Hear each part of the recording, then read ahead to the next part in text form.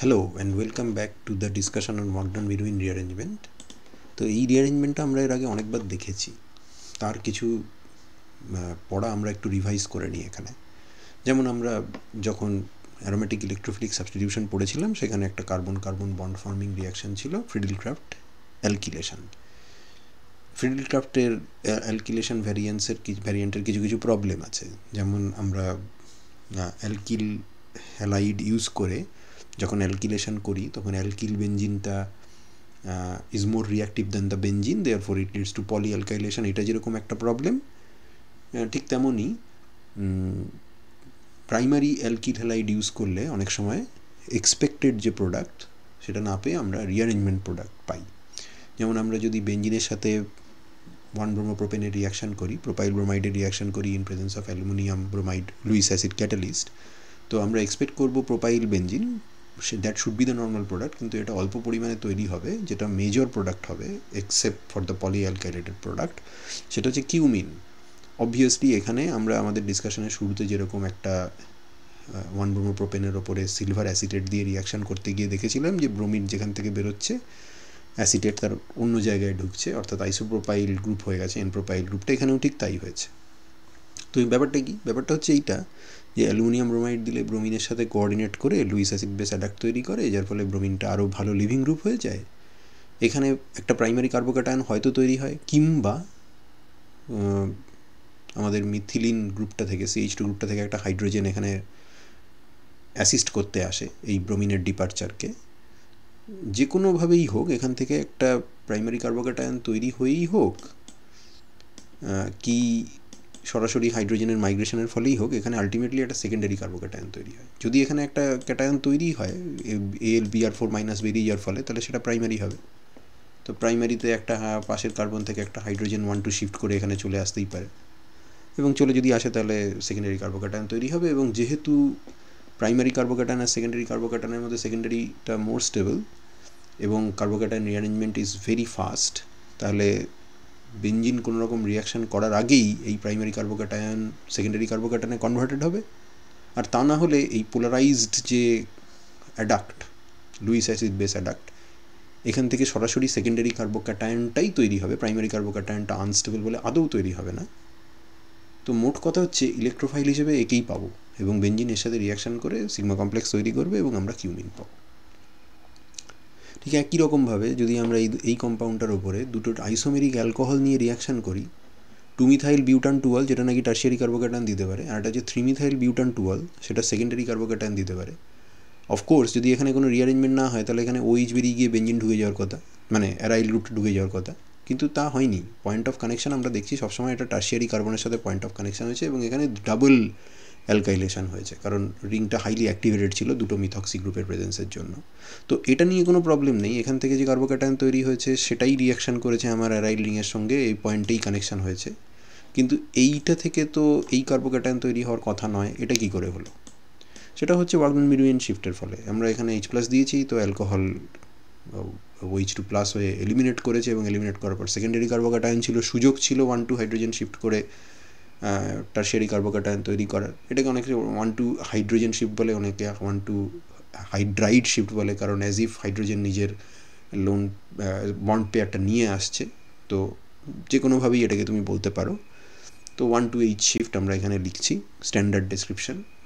1-2টা আমরা আগে সেকশনে ডিসকাস করেছি, এটা যেন গন্ডগোল না হয় যেটা কি মিন করে। তো মোট কথা হচ্ছে সেকেন্ডারি থেকে টার্সিয়ারি কার্বোক্যাটায়ন তৈরি হলো, এবং এই কার্বোক্যাটায়নটাই তারপরে তোমার অ্যারাইল রিংয়ের সঙ্গে রিয়াকশান করে অ্যারোমেটিক ইলেকট্রোফিলিক সাবস্টিটিউশন করলো, এবং ডাবল ইলেকট্রোফিলিক সাবস্টিটিউশন হয়ে এর রেসপেক্টে অর্থ একবার, এর রেসপেক্টে অর্থ আরেকবার ঢুকে আমার প্রোডাক্ট তৈরি হলো। তার মানে দুটো আইসোমেরিক অ্যালকোহল থেকে সেম প্রোডাক্ট পেলাম। আচ্ছা, আরেকটা জিনিস, এটাও অ্যারোমেটিক ইলেকট্রোফিলিক সাবস্টিটিউশনে যখন আমরা ফ্রিডেলক্রাফট অ্যালকিলেশন পড়েছি তখন দেখেছি যে যদি ফ্রিডেলক্রাফট রিয়াকশানকে অনেকটা সময় ধরে করা হয়, অ্যালকিল বেঞ্জিন তৈরি করার সময় এই অ্যালকিল বেঞ্জিনের ওপরে যদি ফ্রিডেলক্রাফট করে এবং সেখান থেকে যদি ডাই অ্যালকাইলেটেড বেঞ্জিন তৈরি হয়, তো সেই ডাই অ্যালকাইল বেঞ্জিনকে অনেকক্ষণ ধরে রিয়াকশান করলে সেটা ইভেনচুয়ালি এমন একটা মিক্সচার তৈরি করে যেখানে মেটা ডাই সাবস্টিটিউশনটা মেজর। ইনিশিয়ালি কিন্তু সেটা হয় না, কারণ ধরো টলুইনের ওপরে যদি আমরা আইসোপ্রোপাইল ক্লোরাইড দিয়ে রিয়াকশান করি, তাহলে সেটা প্রথমে অর্থ এবং প্যারা সাবস্টিটিউশনটাই মেজর হয়, কারণ মিথাইল হচ্ছে অ্যাক্টিভেটর এবং অর্থ প্যারা ওরিয়েন্টার। আর মেটাটা হয় কিন্তু খুব সামান্য পরিমাণে হয়, কিন্তু এটাকে যদি অনেকক্ষণ ধরে এই ক্যাটালিস্টের প্রেজেন্সে রেখে দেওয়া হয় না, তাহলে এখানে মেজর প্রোডাক্ট হয়ে যায় মেটা। তার কারণ হচ্ছে মেটাটা হচ্ছে থার্মোডাইনামিক্যালি মোর স্টেবল। এটা আমরা যখন অ্যারোমেটিক ইলেকট্রোলিক সাবস্টিটিউশন করেছি তখন কেন ওটা মোর স্টেবল সেসব আলোচনা করা হয়েছে, তার মধ্যে আমি যাব না। যদি ডিসকাশনটা তোমার মনে না থাকে তো প্লিজ একবার সেটা পুরনো ভিডিও লেকচারটা দেখে নাও। কিন্তু মেটাটা মোর স্টেবল, এবং এইটা এই অনেকক্ষণ ধরে রেখে দেওয়ার ফলে একটা থার্মোডাইনামিক ইকুইলিব্রিয়াম তৈরি হয়, এবং ইকুইলিব্রিয়ামে টিসিপি হিসেবে এটা এমার্জ করে। প্রশ্নটা হচ্ছে যে এর সাথে ওয়াগনার-মিরুইনের কী সম্পর্ক? এটা আমরা প্যারা আইসোমারটা থেকে দেখাচ্ছি, অর্থ আইসোমার থেকেও করে দেওয়া আছে, অর্থ আইসোমারটাও তুমি দেখে নিও, আমরা প্যারাটা থেকে দেখাচ্ছি। তো এখানে তো বেসিক্যালি যখন অ্যারোমেটিক ইলেকট্রোলিক সাবস্টিটিউশন হয়েছে তখন এখানে ধরো যখন ঢুকেছে তখন এখান থেকে H+ বেরিয়েছে, তার মানে মিডিয়ামে H+ আছে, প্রোটন আছে। তো আমরা ফার্স্টে একটা প্রোটনেশন করলাম, একটা ইপসো পজিশানে, এই জায়গাটা তারা প্রোটনেশন করলাম। এবার প্রোটনেশনের পর দুটো জিনিস হতে পারে, একটা হচ্ছে H+ বেরিয়ে যেতে পারে, যদি বেরিয়ে যায় তাহলে তো আবার ফেরত চলে গেল। আরেকটা হচ্ছে যে অ্যালকিল গ্রুপটা ইটসেলফ বেরিয়ে গিয়ে কার্বোক্যাটায়ন তৈরি করতে পারে। অ্যালকিল গ্রুপ বেরিয়ে গিয়ে কার্বোক্যাটায়ন তৈরি হলো হুইচ ইজ এন ইলেকট্রোফাইল, সেটা আবার টলুইনের সঙ্গে অ্যারোমেটিক ইলেকট্রোলিক সাবস্টিটিউশন সিগমা কমপ্লেক্স তৈরি করলো, but this time through meta attack, এবং ইভেনচুয়ালি সেই সিগমা কমপ্লেক্স থেকে প্রোটন লুজ করে মেটা আইসোমার হলো। এটা একটা পাথওয়ে। আরেকটা পাথওয়ে হচ্ছে যেটা আমরা এখন পড়ছি, যে এই অ্যালকিল গ্রুপটা বেরোলো না, এটা একটা 1-2 শিফট করলো, 1-1-2 শিফট করলো, ওয়াগনার-মিরুইন শিফট করলো এবং মেটা পজিশনে চলে গেল। আর যেহেতু কার্বোক্যাটায়ন রিঅ্যারেঞ্জমেন্ট ইজ এক্সট্রিমলি ফ্যাসাইল, তাই এটা হতেই পারে। ঠিক যেরকম আবার উল্টোটাও হতে পারে, অর্থাৎ 1-1-2 আবার ও এখানটাতেও চলে আসতে পারে, অর্থাৎ এটা রিভার্সিবল হতে পারে। কিন্তু যেহেতু আমরা অনেকটা টাইম দিয়েছি, তার মানে মেটাডাই সাবস্টিটিউশন, প্যারাডাই সাবস্টিটিউশন, অর্থোডাই সাবস্টিটিউশন সবার মধ্যে একটা ইকুইলিব্রিয়াম আছে, এবং যেহেতু মেটাডাই সাবস্টিটিউটেড প্রোডাক্টটা মোর স্টেবল, তাহলে ও ডমিনেট করবে। তো এখানেও আমরা কিন্তু একটা ফর্ম অফ ওয়াগনার-মিরুইন রিঅ্যারেঞ্জমেন্ট দেখতে পাচ্ছি।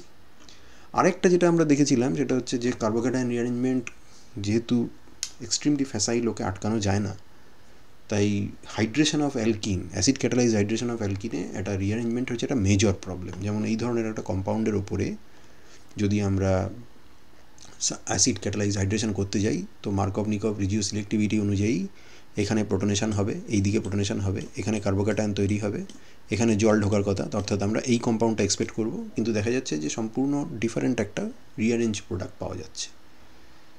সেটা কী করে হচ্ছে? তো সেটা হচ্ছে এইভাবে যে এখানে ফার্স্টে রিজিও সিলেক্টিভ প্রোটনেশন হলো, হয়ে সেকেন্ডারি কার্বোক্যাটায়ন হলো। সেকেন্ডারি কার্বোক্যাটায়ন জল অ্যাটাক করার আগে তার কাছে সুযোগ আছে নিজেকে মোর স্টেবল টারশিয়ারি কার্বোক্যাটায়নে কনভার্ট করে নেওয়ার।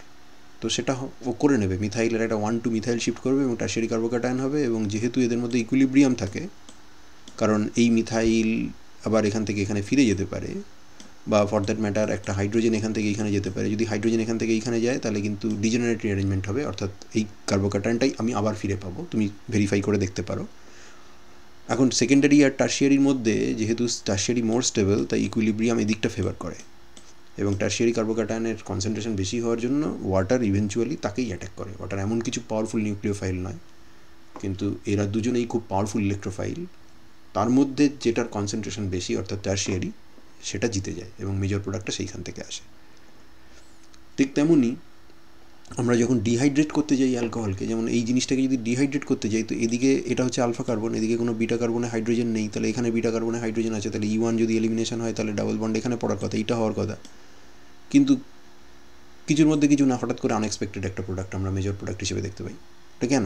তার কারণ হচ্ছে কিছুই না, এখানে OH2+ হয়ে যখন তুমি ওয়াটারকে বার করেছো তখন যে কার্বোক্যাটায়ন তৈরি হয়েছে সেটা সেকেন্ডারি।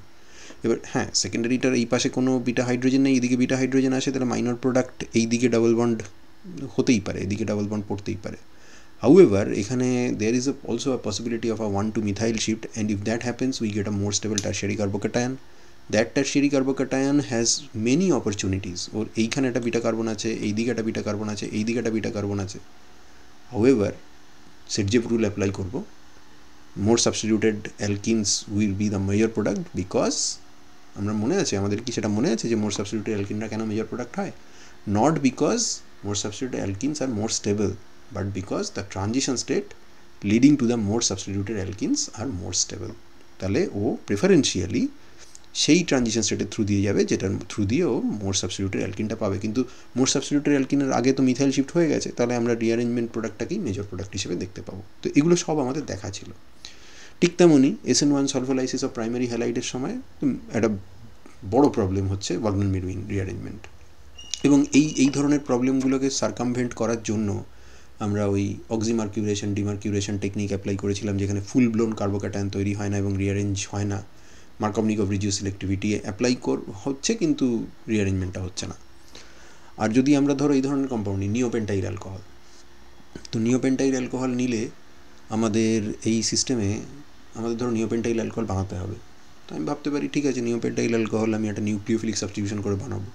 আমার এর জন্য লাগবে হচ্ছে একটা ক্যাটায়নিক সিনথন, আর এর জন্য একটা হাইড্রক্সাইড সিনথন। হাইড্রক্সাইড সিনথনটা আমি ওয়াটার থেকে নেব, আর এই কম্পাউন্ডের ওপরে আমরা নিওপেন্টাইল ব্রোমাইড থেকে নেব। So we are basically looking to achieve a nucleophilic substitution. We could also use OH minus here, because as there is no beta proton, এখানে E2 এলিমিনেশনের কোনো চান্স নেই। সো হাইড্রক্সাইড ইউজ করলে প্রবাবলি এখানে SN2 better হবে, কিন্তু actually হবে না।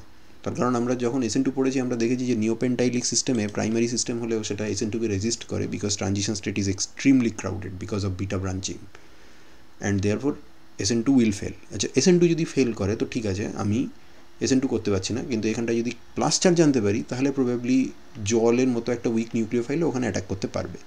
তো ওকে আয়োনাইজ করার জন্য আমরা একটা পোলার প্রোটিক মিডিয়াম ইউজ করলাম, যেখানে ফর্মিক অ্যাসিড ইউজ করা হয়েছে।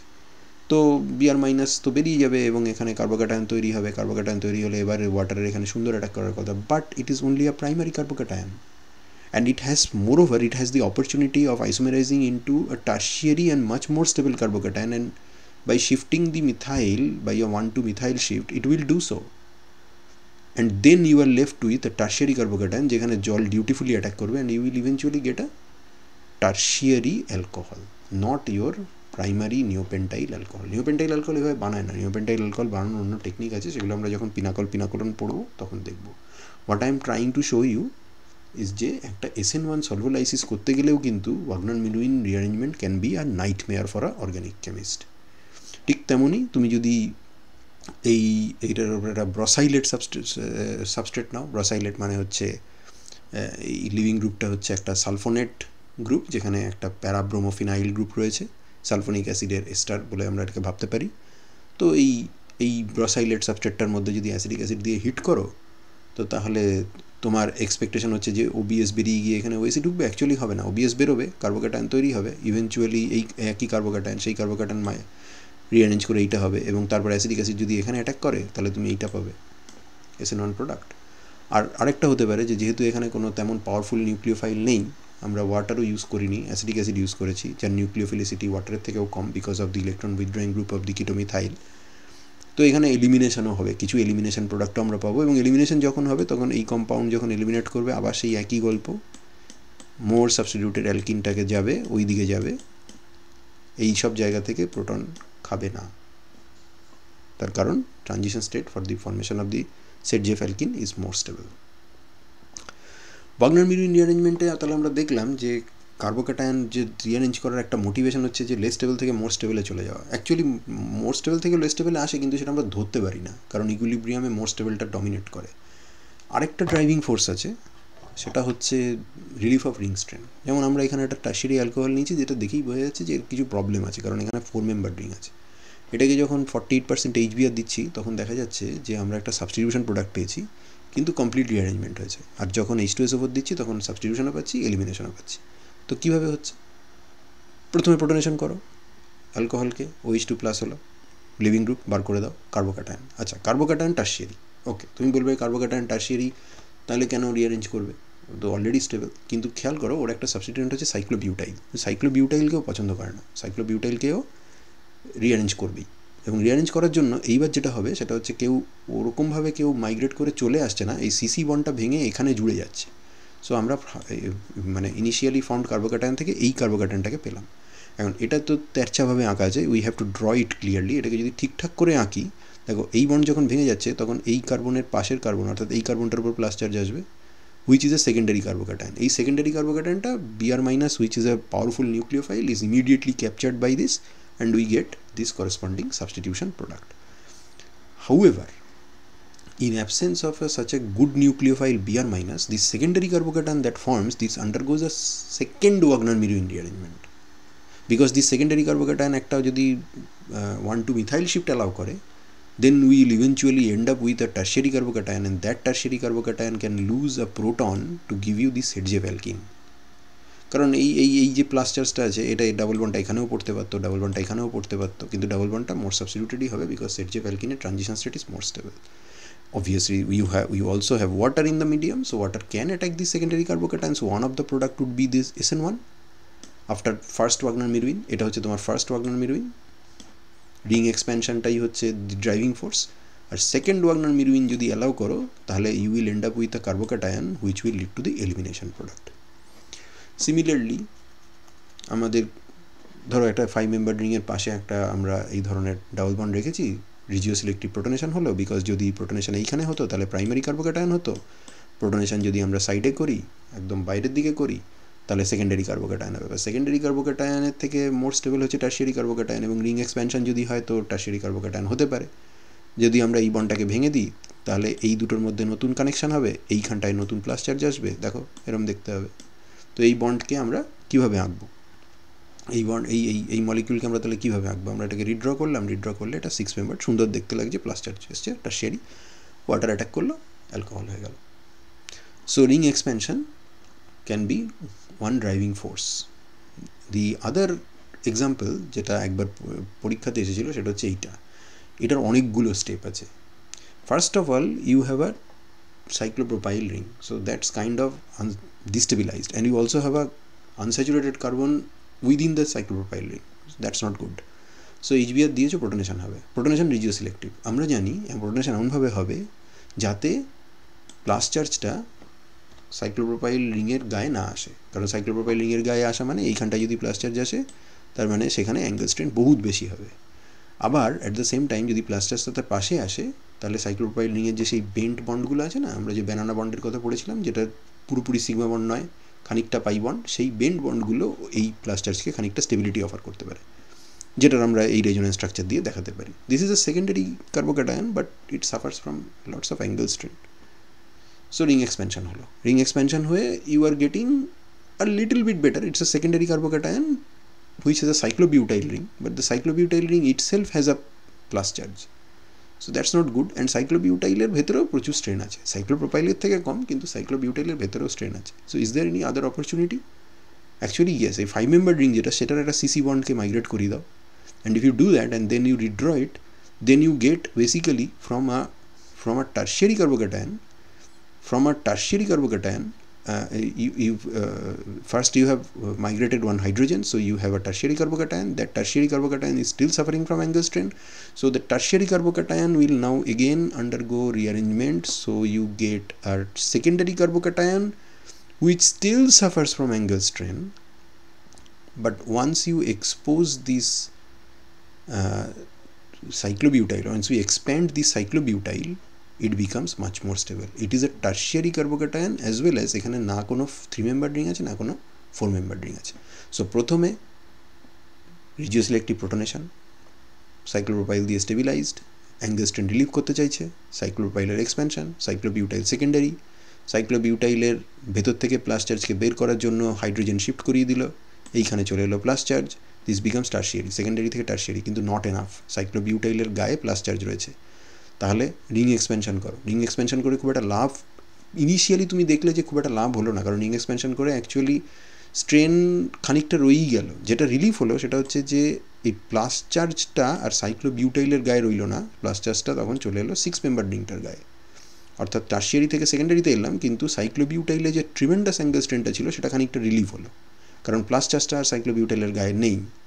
এবার কী হলো, এবার সাইক্লোবিউটাইলকে এক্সপ্যান্ড করে দাও, এক্সপ্যান্ড করে দিলে তুমি সেকেন্ডারি থেকে টারশিয়ারিতে তো যাচ্ছই, অ্যাট দ্য সেম টাইম সাইক্লোবিউটাইলের রিং এক্সপ্যানশন করে তুমি টারশিয়ারি কার্বোক্যাটায়ন পেলে, 5 মেম্বার 6 মেম্বার ফিউজ আছে, Br মাইনাস অ্যাটাক করলো, তুমি এই কম্পাউন্ডটা পেলে।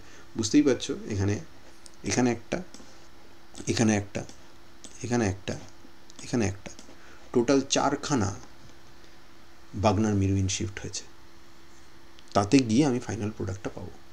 এটা পরীক্ষার হলে বসে প্র্যাকটিস না থাকলে নামানো একটু কঠিন আছে। সো এরপর আমরা যেটা দেখব নেক্সট এবং possibly the last section of Wagner Meerwein, সেটা হচ্ছে একটা পার্টিকুলার নেম রিয়াকশন যেটা ওয়াগনার মিরউইনের একটা variant Demjanov, and then will look at the NGP reactions, and then giving a few more examples of Wagner-Mirwin, we will conclude our discussion. So I thank you for your patience, and I'll be seeing you in the next one.